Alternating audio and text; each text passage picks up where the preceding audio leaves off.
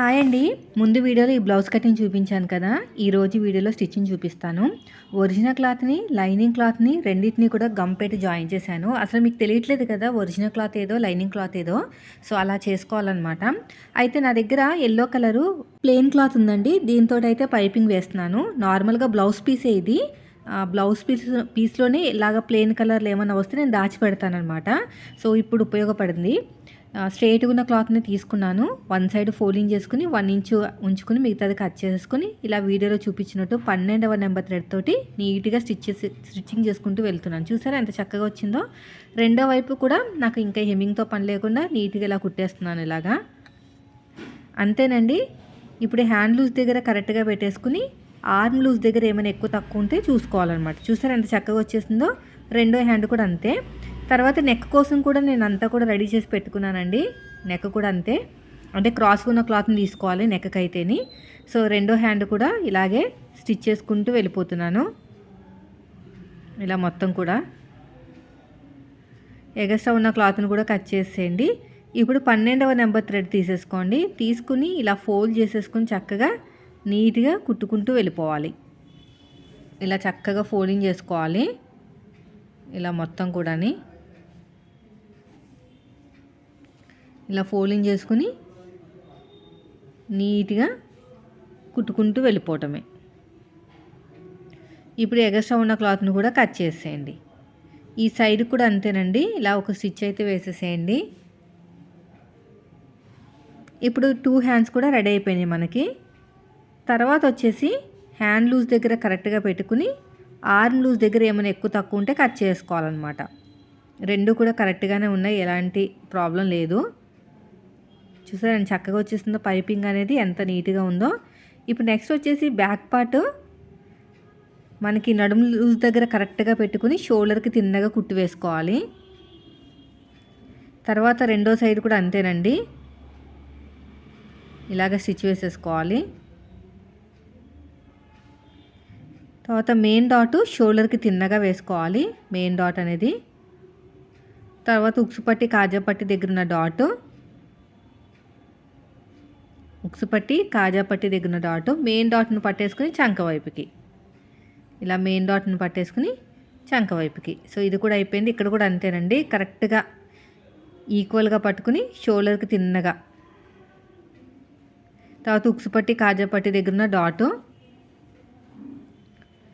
ఆ తర్వాత మెయిన్ డాట్ను పట్టేసుకుని చంక దగ్గరికి. ఇది కూడా అయిపోయింది. దీన్ని తీసి పక్కన పెట్టేద్దాం. నెక్స్ట్ వచ్చేసి ఇలాగా స్టిచ్చింగ్ చేసుకుంటూ వెళ్ళిపోయిన తర్వాత షేప్ బెల్ట్ అండి. నేను 2 లేయర్స్ ఉన్న లైనింగ్ క్లాత్ తీసుకున్నాను. 2 లేయర్స్ ఉన్న లైనింగ్ క్లాత్. నాకు కొంచెం క్లాత్ తక్కువైంది. అందుకు జాయింట్ అయితే పడుతుంది. ఒరిజినల్ క్లాత్ అనమాట ఇది వచ్చేసి. చూసారా ఇప్పుడు ఎగస్ట్రా ఉన్న క్లాత్ని కూడా నీట్గా కట్ చేసుకోండి. ఇప్పుడు నెక్స్ట్ వచ్చేసి ఏ షేప్ అయితే మీకు ఉక్స్ పట్టి, కాజా పట్టి వైపుకి వెళ్తుందో ఆ షేప్ అనేది పాదం వైపు పెట్టాలండి. ఇలాగా ఇలా స్ట్రెయిట్గా కుట్టుకుంటూ వెళ్ళిపోండి. ఈ ఎగస్ట్రా ఉన్న క్లాత్ని కూడా నీట్గా కట్ చేసుకుని ఇలా ఓపెన్ చేసేసుకుని లైనింగ్ మీద కుట్టు పడేటట్టు నీట్గా స్టిచ్ వేసుకోండి.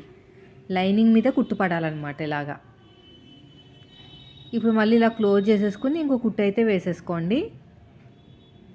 ఒరిజినల్ క్లాత్ని, లైనింగ్ క్లాత్ని రెండింటిని కూడా జాయిన్ చేసేస్తున్నాను నేను. మొత్తం నీట్గా చేతితోటి అద్దుకుంటూ ఇలా చక్కగా ఎగస్ట్రా ఉన్న క్లాత్ని కూడా నీట్గా కట్ చేసుకోవాలి.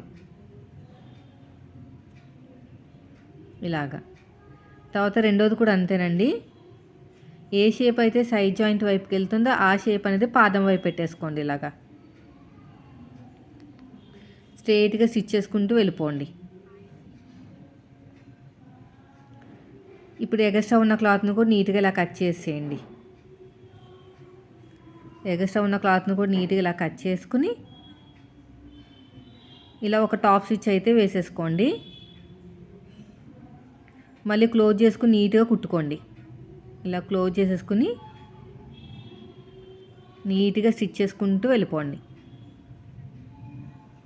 ఇక్కడ కూడా ఒరిజినల్ క్లాత్ని, లైనింగ్ క్లాత్ని కూడా ఇలాగ చక్కగా జాయిన్ చేసుకోండి. ఇలా ఒరిజినల్ క్లాత్ని, లైనింగ్ క్లాత్ని తర్వాత వచ్చేసి ఇప్పుడు ఫ్రంట్ పార్ట్కి జాయిన్ చేసేసుకోవాలి. ఇదంతా కూడా ఇలా పైన పెట్టేసుకుని నీట్గా కుట్టుకుంటూ వెళ్ళిపోవాలి. మెయిన్ డాట్ షోల్డర్కి తిన్నగా రావాలండి. తర్వాత రెండోది కూడా అంతే. ఇలా కరెక్ట్గా పెట్టేసుకుని స్ట్రైట్గా స్టిచ్ చేసుకుంటూ వెళ్ళిపోండి.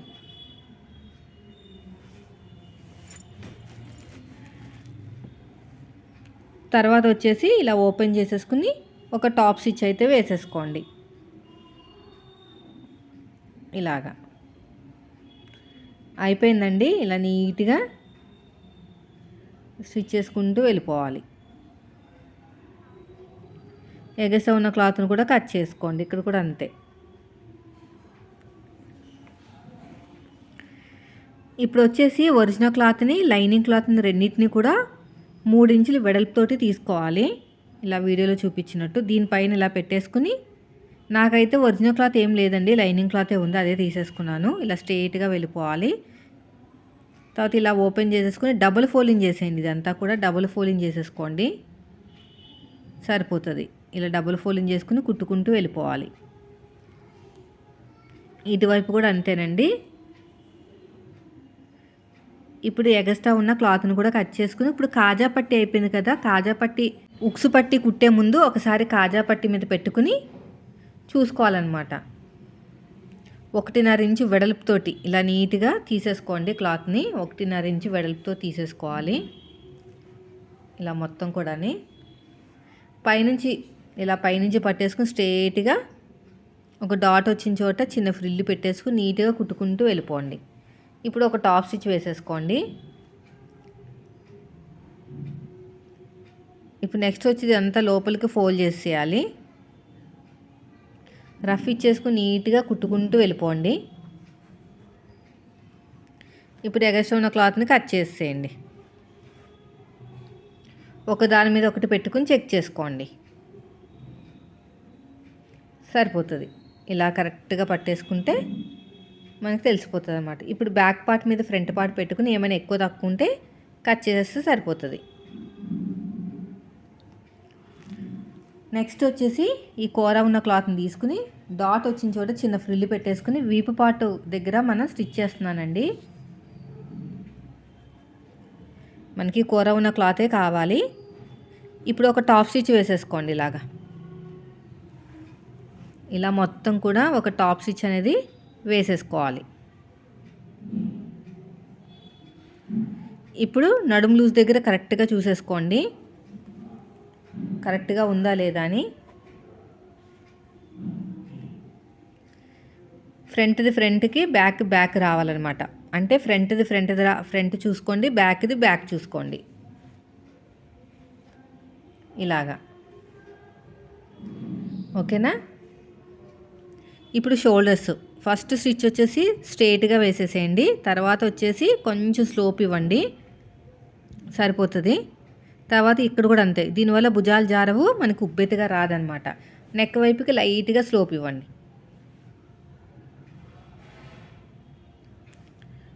అంతేనండి. ఇప్పుడు నేను నెక్ కూడా పైపింగ్ వేస్తున్నాను అని చెప్పాను కదా, సో దీనికోసం నేను తీసుకున్నాను అనమాట. ఇలాగా క్రాస్కున్న క్లాత్ని తీసేసుకున్నాను. ఒక పీస్లో ఉన్న క్రాసు ఇంకో పీస్లో ఉన్న క్రాస్కి ఆపోజిట్లో పెట్టేసుకుని నీట్గా ఇలాగ స్టిచ్ చేసుకోవాలి. ఇక్కడ కూడా అంతే. ఒక పీస్లో ఉన్న క్రాసు ఇంకో పీస్లో ఉన్న క్రాస్ని ఇలా ఆపోజిట్లో ఇలా స్టిచ్ వేసేసుకోవాలన్నమాట. వన్ సైడ్ ఇలా ఫోల్డింగ్ చేసి కుట్టేసేయండి. ఇలాగా ఇలా వన్ సైడ్ ఫోల్డింగ్ చేసుకుని స్టిచ్ వేసిన తర్వాత ఎగస్ట్రా ఉన్న క్లాత్ని కట్ చేసేసుకోండి. అంటే 1 ఇంచ్ ఉండాలన్నమాట. ఈ పట్టీ అనేది 1 ఇంచ్ ఉండాలి. ఇలా నీట్గా కట్ చేసుకోండి. ఎంత నీట్గా కట్ చేసుకుంటే పట్టీ అనేది మనకి ఫినిషింగ్ అనేది అంత నీట్గా వస్తుంది అన్నమాట. నెక్స్ట్ వచ్చేసి మీ చేతి వాళ్ళని బట్టి ఎటు స్టార్ట్ చేసుకున్నా పర్లేదు. నేను ఎడమ చేతి వైపు నుంచి అయితే స్టార్ట్ చేసుకుంటున్నాను. స్టార్టింగ్లో చిన్న ఫోల్డింగ్ చేసేసాను. ఇలాగా పాదం ఇంచు డిఫరెన్స్ తోటి నీట్గా కుట్టుకుంటూ వస్తున్నానండి. పాదం ఇంచు డిఫరెన్స్ తోటి ఇలా మొత్తం కూడా అంతే.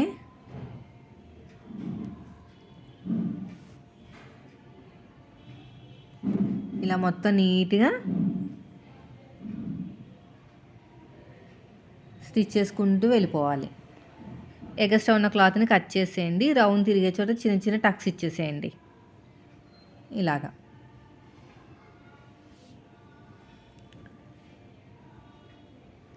ఇప్పుడు 12వ నెంబర్ తీసుకోండి. ఇలా లోపలికి ఫోల్డ్ చేసేయండి. ఇలా చక్కగా ఇలా ఫోల్డింగ్ చేసుకుంటూ వెళ్ళిపోవాలి. ఇలా నీట్గా కుట్టుకుంటూ వెళ్ళిపోవటమే. థ్రెడ్ పక్కనే కుట్టు పడాలండి, ఇంకెక్కడ పడకూడదు. ఇలా థ్రెడ్ పక్కనే కుట్టు పడాలన్నమాట. ఇలా నీట్గా ఫోల్డింగ్ చేసుకుంటూ వెళ్ళిపోవాలి. స్లోగా కుట్టండి, తొందర ఏం లేదు. మనకి థ్రెడ్ ఎంత లావు ఉందో అంత పైపింగ్ అనేది ఉండాలన్నమాట. లూజ్గా పెట్టుకోకూడదు, అలా అని చెప్పేసి మరీ టైట్గా కూడా పట్టుకోకూడదు. ఇలా చక్కగా ఫోల్డింగ్ చేసుకుంటూ నీట్గా వెళ్ళిపోవటమే. రెండో వైపు కావాలనుకుంటే హెమ్మింగ్ చేసుకోవచ్చు, లేదంటే నేను చెప్తాను కదా కుట్టు వేసేసుకోమని అలాగనే వేసుకోవచ్చు అనమాట. సో ఇది అయిపోయిందండి. ఇలా థ్రెడ్ పక్కనే అనమాట, థ్రెడ్ పక్కనే కుట్టు వేసుకుంటూ వెళ్ళిపోవాలి.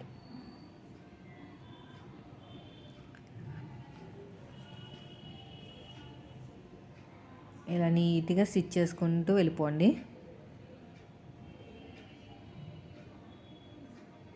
ఇలా ఫోల్డింగ్ చేసుకుని కుట్టుకుంటూ వెళ్ళిపోవాలి. ఇలా థ్రెడ్ పక్కనే కుట్టు పడాలి. ఇలా నీట్గా ఫోల్డింగ్ చేసేయండి.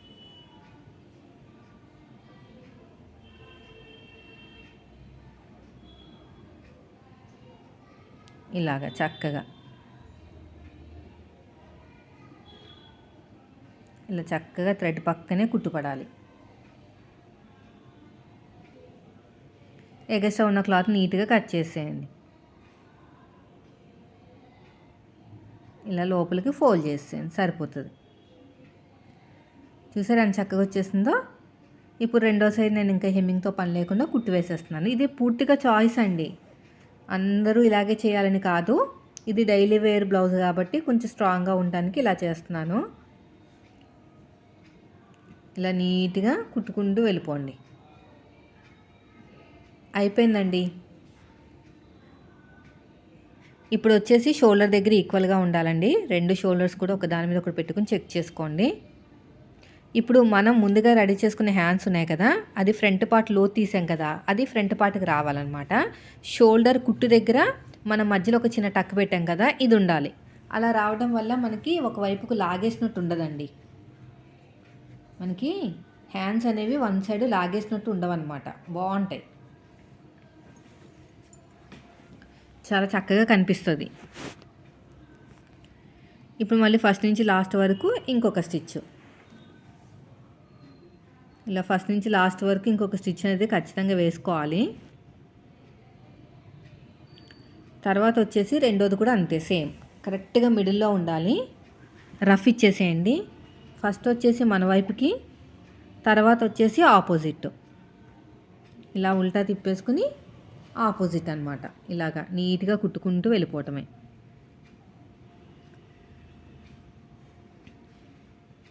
ఇలాగా మళ్ళీ ఫస్ట్ నుంచి లాస్ట్ వరకు ఇంకొక స్టిచ్. సో ఇది కూడా అయిపోయింది. ఇప్పుడు బ్యాక్ పార్ట్ నుంచి మాత్రమే సైడ్ జాయిన్ చేసుకోవాలి, ఫ్రంట్ పార్ట్ నుంచి కాదు. అంటే హ్యాండ్ లూజు, ఆర్మ్ లూజు, నడుము లూజు, ఈ మూడింటిని కలుపుకుంటూ వెళ్ళిపోవాలి. ఇలాగా హ్యాండ్ లూజు, ఆర్మ్ లూజు, నడుము లూజు, ఈ మూడింటిని ఇలా కలుపుకుంటూ వెళ్ళిపోవటమే. బ్యాక్ పార్ట్ నుంచే చేయాలండి, ఫ్రంట్ పార్ట్ నుంచి కాదు. ఇక్కడ ఆర్మ్ లూజు, ఇక్కడ నడుము దగ్గర కూడా అంతే. ఇలాగా తర్వాత వచ్చేసి రెండోది.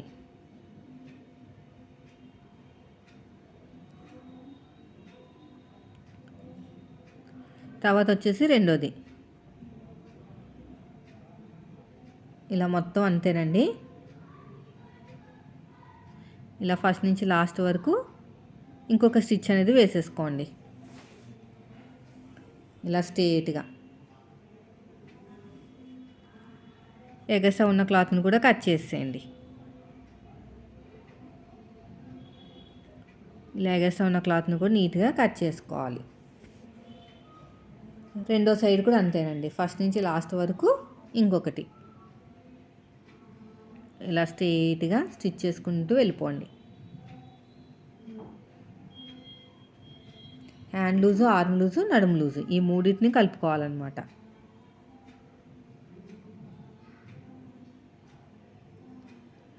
ఇలా మొత్తం కూడా నీట్గా స్టిచ్ చేసుకుంటూ వెళ్ళిపోవటమే. ఇక్కడ కూడా అంతే. నడుము దగ్గర వరకు స్ట్రేట్గా రావాలి. తర్వాత వచ్చేసి పక్కనే ఇంకొక స్టిచ్ ఇలాగా. తర్వాత వచ్చేసి ఇంకో కుట్టు వేసేయండి. సైడ్కి ఇంకో కుట్టు ఇలా సైడ్కి.